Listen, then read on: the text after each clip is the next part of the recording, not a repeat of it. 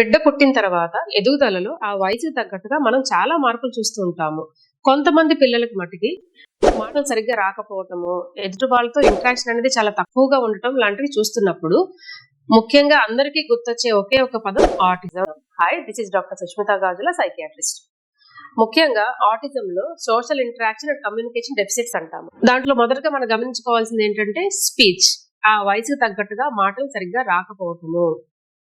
దాంతో పాటు body language, అంటే మాట్లాడేటప్పుడు వాళ్ళతో ఐ కాంటాక్ట్ సరిగ్గా మెయింటైన్ చేయలేకపోవటము, వీళ్ళలో ఉన్న భావాలని ఫేస్ ఎక్స్ప్రెషన్స్ ద్వారా చూపించలేకపోవటము, ఎదుటి వాళ్ళ ఫేస్ ఎక్స్ప్రెషన్స్ కానీ ఫీలింగ్స్ కానీ అర్థం చేసుకోలేని కెపాసిటీ తక్కువగా ఉండటము, ఎవరైనా కాన్వర్జేషన్ స్టార్ట్ చేస్తే దాన్ని కంటిన్యూ చేయలేకపోవటము, వీళ్ళంతటా వీళ్ళే కాన్వర్జేషన్ స్టార్ట్ చేయలేకపోవటము, కమ్యూనికేషన్ అనేది కంటిన్యూ చేయలేకపోవటం. ఇలా ఇంటరాక్షన్ అనేది తక్కువగా ఉండటం వలన ఐసోలేట్ అవ్వడానికి ఇష్టపడుతూ ఉంటారు. ఫ్రెండ్స్ అనేది సరిగ్గా చేసుకోలేరు.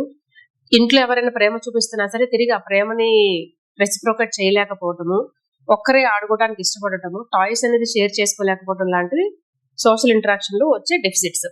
వీటితో పాటు repetitive and restricted activities, behaviours and interest అని చెప్తాము. అంటే ఏంటంటే రిపిటేటివ్ బిహేవియర్స్, ఒకటే పనిని మళ్ళీ మళ్ళీ మళ్ళీ చేయటం.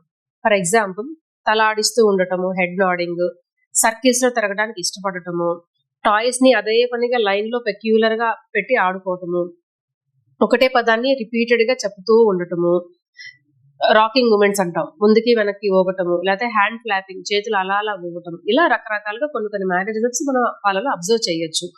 వీటితో పాటు రెస్ట్రిక్టెడ్ ఇంట్రెస్ట్, అంటే చాలా ఫిక్స్డ్ గా రిజిడ్ గా ఉంటారు. వాళ్ళ వయసు పెరిగే కొద్దికి వాళ్ళకంటూ కొన్ని రొటీన్స్ ఏర్పడతాయి.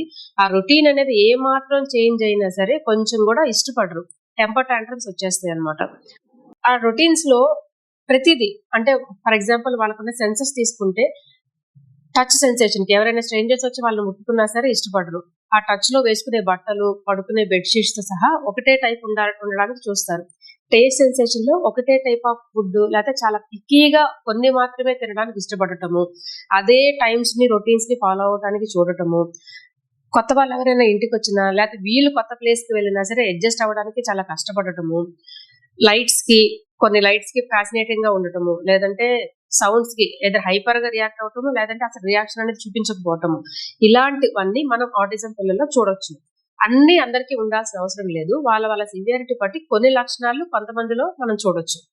ఎవరైనా ఇలా గమనిస్తే అర్థం చేసుకోండి, యాక్సెప్ట్ చేయండి, ఇంకా దాని గురించి తెలుసుకోండి, సపోర్ట్ చేయండి. ఎంత ఎర్లీగా మనం వాళ్ళకి సహాయం చేస్తే ఫ్యూచర్ అనేది అంత బెటర్ గా ఉంటుంది. Thank you.